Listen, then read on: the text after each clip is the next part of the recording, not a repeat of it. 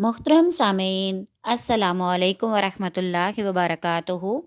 جیسا کہ آپ جانتے ہیں، ایمان کی شاخیں ہمارا عنوان چل رہا ہے۔ آج آپ کے سامنے ایمان کی 39ویں شاخ بیان کروں گی، جس کا عنوان ہے معقولات و مشروبات میں حرام اشیاء سے بچنا۔ تمام اشیاء اپنی اصل کی اعتبار سے حلال و مباح ہیں، اور حرام وہ چیزیں ہیں جن کی حرمت کے بارے میں صحیح اور صریح نص وارد ہوئی ہیں۔ حضرت سلمان فارسی رضی اللہ تعالیٰ عنہ سے روایت ہے کہ رسول اللہ صلی اللہ علیہ وآلہ وسلم سے گھی، پنیر اور گوہر کے بارے میں پوچھا تو آپ صلی اللہ علیہ وآلہ وسلم نے فرمایا، حلال وہ ہے جسے اللہ نے اپنی کتاب میں حلال ٹھہرایا ہے، اور حرام وہ ہے جسے اس نے اپنی کتاب میں حرام ٹھہرایا ہے، اور جن سے سکوت اختیار فرمایا وہ معاف ہیں۔ اللہ تعالیٰ نے منصب نبوت بیان کرتے ہوئے فرمایا، قرآن مجید میں سورۃ الاعراف میں آیا ہے، وہ نبی صلی اللہ علیہ وآلہ وسلم انہیں نیکی کا حکم دیتا ہے اور برائی سے روکتا ہے، اور پاکیزہ چیزیں ان پر حلال کرتا ہے اور ناپاک چیزیں حرام کرتا ہے۔ مشروبات میں حرام چیزیں۔ شراب ایک الکوہل مادہ ہے جو نشہ پیدا کرتا ہے۔ شراب نوشی کے کسی بھی شخصیت پر بہت برے اثرات مرتب ہوتے ہیں، اسی لیے اللہ تعالیٰ نے اس کو حرام قرار دیا ہے۔ ارشاد فرمایا، قرآن مجید کی سورۃ المائدہ میں ہے، اے ایمان والو، بے شک شراب، جوا، استھان اور پان سے کے تیر بالکل نجس شیطانی کام ہیں، ان سے بچو تاکہ تم فلاح پاؤ۔ شیطان تو یہ چاہتا ہے کہ جوئے اور شراب کے ذریعے تمہارے درمیان عداوت اور بغض ڈالے اور تمہیں اللہ کی یاد اور نماز سے روکے، پھر کیا تم ان چیزوں سے باز آ جاؤ گے؟ حضرت عائشہ رضی اللہ تعالیٰ عنہ فرماتی ہیں کہ میں نے حضور صلی اللہ علیہ وآلہ وسلم کو ارشاد فرماتے ہوئے سنا کہ اسلام میں سب سے پہلے جس کو الٹا دیا جائے گا، جس طرح بھرے برتن کو الٹ دیا جاتا ہے، وہ شراب ہوگی۔ یعنی اسلام میں سب سے پہلے اللہ تعالیٰ کے جس حکم کی نافرمانی کی جائے گی اور اس کے حکم کو الٹ دیا جائے گا، وہ شراب کی ممانعت کا حکم ہوگا۔ پوچھا، یا رسول اللہ صلی اللہ علیہ وآلہ وسلم، کیوں کر ہوگا؟ حالانکہ شراب کے متعلق اللہ تعالیٰ کے احکام بیان ہو چکے ہیں اور سب پر ظاہر ہیں۔ آپ صلی اللہ علیہ وآلہ وسلم نے فرمایا، اس طرح ہوگا کہ لوگ شراب کا دوسرا نام رکھ لیں گے، وہ اس کو حلال قرار دیں گے۔ حضرت سلمہ رضی اللہ تعالیٰ عنہ سے روایت ہے، حضور صلی اللہ علیہ وآلہ وسلم نے سب ایسی چیزوں سے منع فرمایا جو نشہ لائیں۔ شراب سے بچو، یہ تمام فسادات کی کنجی ہے۔ شراب کی خرید و فروخت اور تحفہ دینا حرام ہے۔ قرآن مجید میں سورۃ البقرہ میں آتا ہے، وہ پوچھتے ہیں آپ صلی اللہ علیہ وآلہ وسلم سے شراب اور جوے کی بابت۔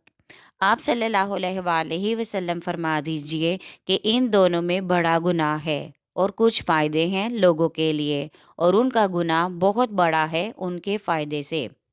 حدیث پاک ہے، حضور صلی اللہ علیہ وآلہ وسلم نے فرمایا، شراب نچوڑنے والا، پینے والا، اٹھانے والا، وہ جس کے لیے اٹھا کر لے جائے، پلانے والا، فروخت کرنے والا، اس کی قیمت کھا جانے والا، اور وہ جس کے لیے خریدی جائے، ان سب لوگوں پر آپ صلی اللہ علیہ وآلہ وسلم نے لعنت فرمائی ہے۔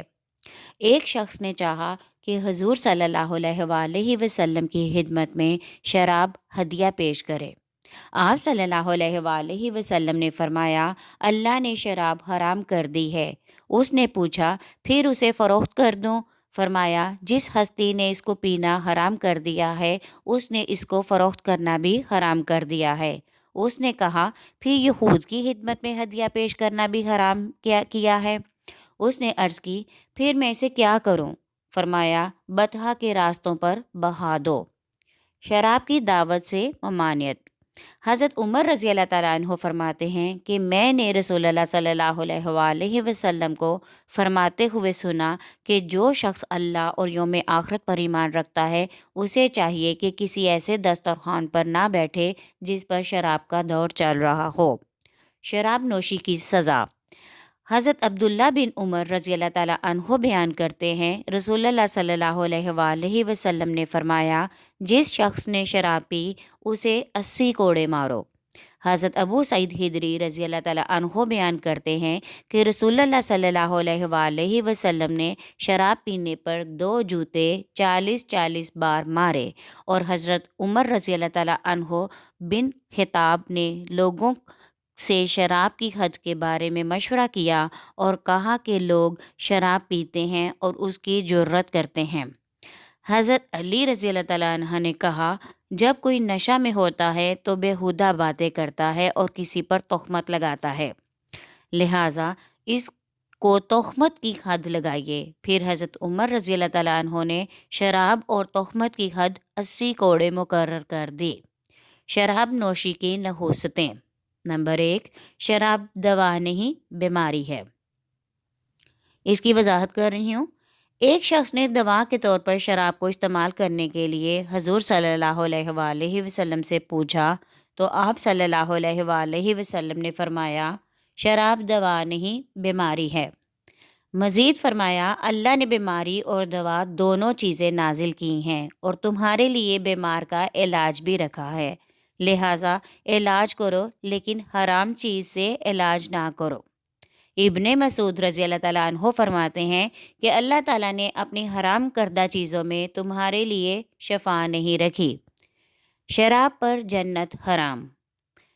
جس نے دنیا میں شراب پی اور توبہ نہ کی تو اس پر جنت حرام ہے۔ شراب گمراہی کا سبب ہے۔ اس کی وضاحت کروں گی۔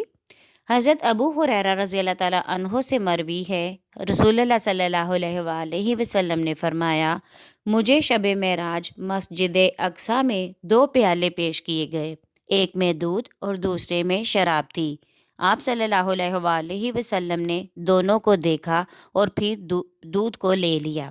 اس پر جبرائیل علیہ السلام نے کہا سب تعریفیں اس ذات کے لیے ہیں جس نے آپ صلی اللہ علیہ وآلہ وسلم کو فطرت کی طرف ہدایت دی۔ اگر آپ صلی اللہ علیہ وآلہ وسلم شراب پکڑ لیتے تو آپ صلی اللہ علیہ وآلہ وسلم کی امت گمراہ ہو جاتی۔ شراب پیتے وقت ایمان سے محرومی۔ اس ٹاپک کی آگے سے وضاحت کر رہی ہوں۔ نبی پاک صلی اللہ علیہ وآلہ وسلم فرماتے ہیں کہ جب شرابی شراب پیتا ہے تو وہ اس وقت مومن نہیں ہوتا۔ حضرت نعمان بن بشیر رضی اللہ تعالیٰ عنہ سے روایت ہے نبی پاک صلی اللہ علیہ وآلہ وسلم نے فرمایا بے شک حلال بھی واضح ہیں اور حرام بھی واضح ہیں، اور جو اس کے درمیان ہیں وہ مشتبہ چیزیں ہیں۔ لوگوں کی اکثریت ان کے بارے میں نہیں جانتی۔ جس نے اپنے آپ کو شبہات سے بچا لیا گویا اس نے اپنی آبرو اور دین کو بچا لیا، اور جو شبہات میں پڑ گیا گویا وہ حرام میں پڑ گیا۔ اس چرواہے کی طرح جو چراگاہ کے قریب اپنے جانور چراتا ہے، ڈر ہے کہ کوئی جانور چراگاہ کے اندر چلا جائے۔ خبردار، ہر بادشاہ کی چراگاہ ہے اور زمین اللہ کی چراگاہ ہے، اس کی حرام کردہ چیزیں ہیں۔ ہر نشہ آور چیز حرام ہے۔ آگے اس کی احادیث کی روشنی میں تفصیل بیان کرتی ہوں۔ حضور صلی اللہ علیہ وآلہ وسلم سے عرض کی گئی یا رسول اللہ صلی اللہ علیہ وآلہ وسلم شہد، مکئی اور جو سے جو شراب بنائی جاتی ہے تو اس کا کیا حکم ہے؟ آپ صلی اللہ علیہ وآلہ وسلم نے فرمایا ہر نشہ آور چیز خمر ہے اور ہر خمر شراب حرام ہے۔ حضرت عمر فاروق اعظم رضی اللہ تعالیٰ عنہ نے فرمایا شراب وہ ہے جو عقل کو ڈھانک دے۔ حضور صلی اللہ علیہ وآلہ وسلم نے فرمایا جو چیزیں کثیر مقدار میں نشہ لائے اور اس کی قلیل مقدار بھی حرام ہے۔ معقولات میں حرام چیزیں۔ قرآن مجید نے معقولات میں حرام چیزوں کی مقدار 10 بتائی ہے۔ اللہ تعالیٰ نے ان محرمات کا ذکر قرآن مجید میں 4 مختلف مقامات پر کیا ہے۔ قرآن مجید میں سورہ بقرہ میں اللہ تعالیٰ کا فرمان ہے، اس نے حرام کیا تم پر مردار اور خون اور خنزیر کا گوشت اور وہ جانور جس کے ذبح کے وقت غیر اللہ کا نام بلند کیا گیا ہو اس کا گوشت، لیکن جو مجبور ہو جائے، دران حال یہ کہ وہ نہ سرکش ہو اور نہ خود سے بڑھنے والا ہو، تو اس پر بقدر ضرورت کھا لینے میں کوئی گناہ نہیں۔ بے شک اللہ گناہ بخشنے والا، ہمیشہ رحم فرمانے والا ہے۔ قرآن مجید میں ایک دوسری جگہ پر سورۃ الانعام میں ارشاد باری تعالیٰ ہے، یہ معقولات میں حرام چیزوں کے بارے میں آیات کے تراجم ہیں۔ پہلے میں نے آپ کے سامنے سورۃ البقرہ کا ترجمہ بیان کیا، اب سورۃ الانعام کا کر رہی ہوں۔ آپ صلی اللہ علیہ وآلہ وسلم فرما دیجئے، میں نہیں پاتا اس کتاب میں جو وحی کی گئی ہے میری طرف، کوئی چیز حرام کھانے والے پر جو کھاتا ہے اسے مگر یہ کہ مردار یا رگوں کا بہتا ہوا خون یا خنزیر کا گوشت، کیونکہ وہ بہت سخت گندا ہے، یا جو نافرمانی کا باعث ہو، یعنی وہ جانور جس پر ذبح کے وقت بلند کیا جائے غیر اللہ کا نام۔ سورۃ النحل میں آتا ہے، اس نے تم پر حرام کیا ہے صرف مردار خون، سور کا گوشت اور جس پر بلند کیا گیا ہو غیر اللہ کا نام بوقت ذبح۔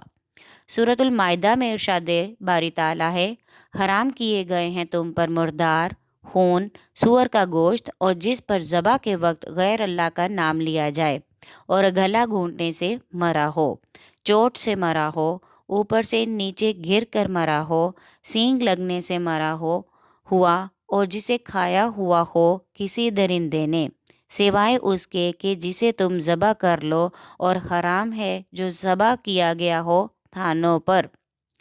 نمبر 1، اس میں جو آپ کے سامنے بیان کیے گئے ہیں، خاص طور پر وہ پوائنٹس جن کا ذکر کیا گیا ہے، جو چیزیں حرام ہیں ان کا الگ الگ میں آپ کے سامنے تفصیل اس کی بیان کر رہی ہوں۔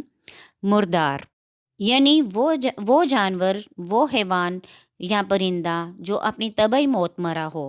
مردار کو حرام قرار دینے کی بے شمار مصلحتوں میں ایک یہ بھی ہے کہ اللہ نے مردار کو انسانوں پر حرام قرار دے کر اپنی دیگر مخلوق چرند پرند کے لیے بھی غذا خوراک کا انتظام فرمایا ہے۔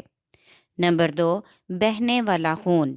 حضرت ابن عباس رضی اللہ تعالیٰ عنہ سے پوچھا گیا کہ تیلی کا کیا حکم ہے؟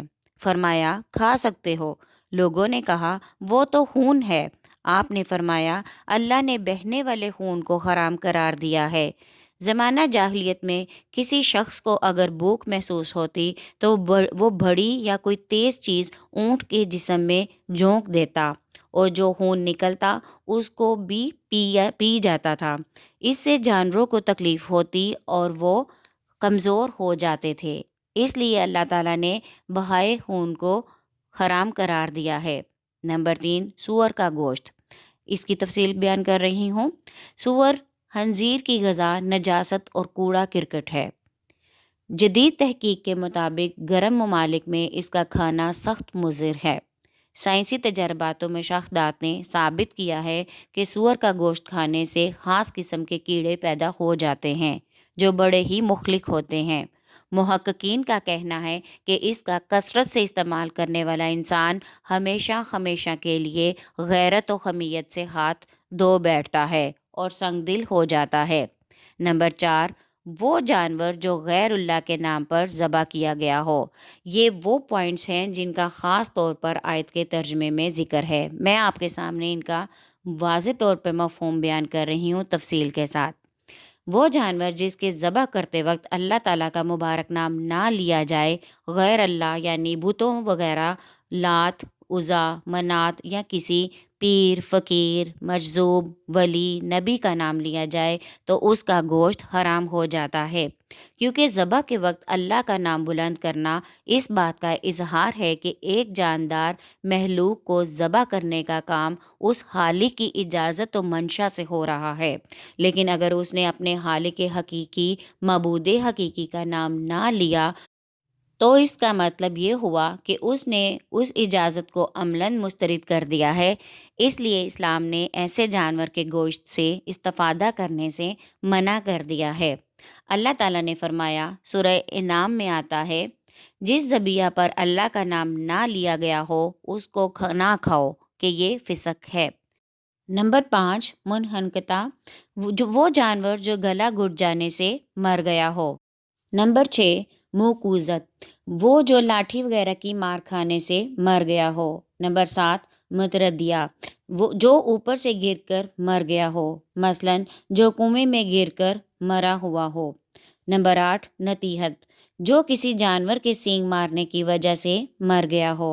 نمبر 9، جسے کسی درندے نے پھاڑ کھایا ہو، یعنی کسی درندے نے جانور پھاڑ کر اس کا جزو کھایا ہو اور اس کی وجہ سے وہ مر گیا ہو۔ نمبر 10، استحسان کا ذبیحہ، استحسان کہتے ہیں مندر یا دیوتاؤں کو، وہ بت یا پتھر جو طاغوت کے نشان کے طور پر قائم کر دیا گیا ہو، جس سے غیر اللہ کی پرستش مقصود ہو۔ خانہ کعبہ کے اطراف میں استحان موجود تھے۔ وہ لوگ یہ گمان کرتے تھے کہ ان استحانوں پر ذبح کرنے سے بیت اللہ کی تعظیم ہوگی، اس لیے قرآن نے نہ صرف ان جاہلوں کے اس توہم کا ازالہ کیا بلکہ اس بات کو حرام قرار دیا۔ نبی اکرم صلی اللہ علیہ وآلہ وسلم نے خیبر کے دن پالتو گدھے کا گوشت کھانے سے منع فرمایا۔ نبی پاک صلی اللہ علیہ وآلہ وسلم نے کچلی والے درندوں، شیر، چیتا، بھیڑیا، یہ سب کچلی والے درندے ہوتے ہیں، اور پنجہ سے کھانے والے پرندوں، مطلب یہ والے گدھ، باز، شکرا، چیل ان میں شامل ہیں، کو کھانے کی ممانعت فرمائی ہے۔ ایمان افروز بحث، وَمَا أُحِلَّ بِهِ لِغَيْرِ اللَّهِ کے ترجمہ و تفسیر میں دور افتراق و انتشار کے بعض مفسرین اکرام نے ایسا اجتہاد فرمایا جو عقل و خرد حیران و سرگرداں ہے۔ اس اجتہاد نے امت مسلمہ کو گروہ بندی میں منقسم کر دیا۔ کاش یہ لوگ اس مقام پر متقدمین کو پڑھ لیتے تو اتحاد امت کو اس قدر نقصان نہ پہنچتا۔ مشرکین اپنے جانوروں کو ذبح کرتے وقت بسم اللہ والعزیٰ یعنی لات و عزیٰ کے نام سے شروع کہا کرتے تھے۔ اللہ تعالیٰ نے مسلمانوں کو اس برے طریقے سے روکا اور اپنے خالق و مالک کا نام بلند کرنے کی ترغیب دی۔ جس ذبیحہ پر اللہ کا نام نہ لیا گیا ہو اس کو ہرگز نہ کھاؤ، یہ فسق ہے۔ امام ابو بکر حساس رضی اللہ تعالیٰ عنہ اپنی تفسیر احکام القرآن میں اس آیت کے تحت لکھتے ہیں، سب مسلمانوں کا اس بات پر اتفاق ہے کہ اس سے مراد وہ ذبیحہ ہے جس پر بوقت ذبح اللہ کے نام کے سوا کوئی اور نام لیا جائے۔ افسوس یہ ہے کہ سمجھنے کے باوجود ہم نے اس بات کو ایسا رنگ دیا جس سے کفر و شرک کے مقفل دروازے کھل گئے۔ ہر دو گروہ کفر و شرک کی مشینیں چلانے لگے، نتیجہ ہم مسلمان ہونے کے باوجود کافر کہلوانے لگے۔ استغفر اللہ۔ معلوم ہوا کہ حرام اس وقت ہوگا جب ہم بوقت ذبح غیر اللہ کا نام لیں گے۔ اگر اللہ کا نام لیا تو پھر کسی صورت میں بھی ذبیحہ حرام نہ ہوگا۔ کسی پیر، فقیر یا نبی ولی کے ایصال ثواب کے لیے ذبح کیے ہوئے جانور کا گوشت حرام نہیں، کیونکہ اللہ تعالیٰ نے فرمایا قرآن مجید میں سورہ انعام میں ہے، تمہیں کیا ہوا کہ اس میں سے نہ کھاؤ جس پر اللہ کا نام لیا گیا ہے۔ بعض لوگ 11ویں شریف یا میلاد شریف کا تبرک جس پر کلام الہی پڑھا جاتا ہے اس کو بھی حرام سمجھتے ہوئے نہیں کھاتے، صرف اس لیے کہ اس طعام کی نسبت نبی یا ولی کی طرف کی گئی ہے۔ اس آیت کریمہ میں واضح طور پر بیان کیا گیا ہے کہ نسبت جس کی طرف مرضی ہو، جس کھانے پر اللہ کا نام لیا جائے وہ حلال ہے، کیونکہ فقط نسبت کرके जानवर ज़बह करने से अगर वो हराम होना होता तो कभी हजूर सल्लल्लाहु अलैहि वसल्लम अपनी उम्मत की तरफ से कुर्बानी ना करते। हज़रत जाबिर रज़ी अल्लाह ताला अन्हो फरमाते हैं कि हजूर सल्लल्लाहु अलैहि वसल्लम ने 10 जुल्हिज्जा को 2 मेंढे ज़बह फरमाए। फरमाया, अल्लाह ये कुर्बानी मोहम्मद सल्लल्लाहु अलैहि वसल्लम और उसकी उम्मत की तरफ से कबूल फरमा। बाज़ रिवायात में है कि हजूर सल्लल्लाहु अलैहि वसल्लम ने फरमाया, या अल्लाह ये कुर्बानी मेरी तरफ से है और मेरी उम्मत के उन अफराद की तरफ से जो गुर्बत व अफलास की वजह से कुर्बानी नहीं कर सकते।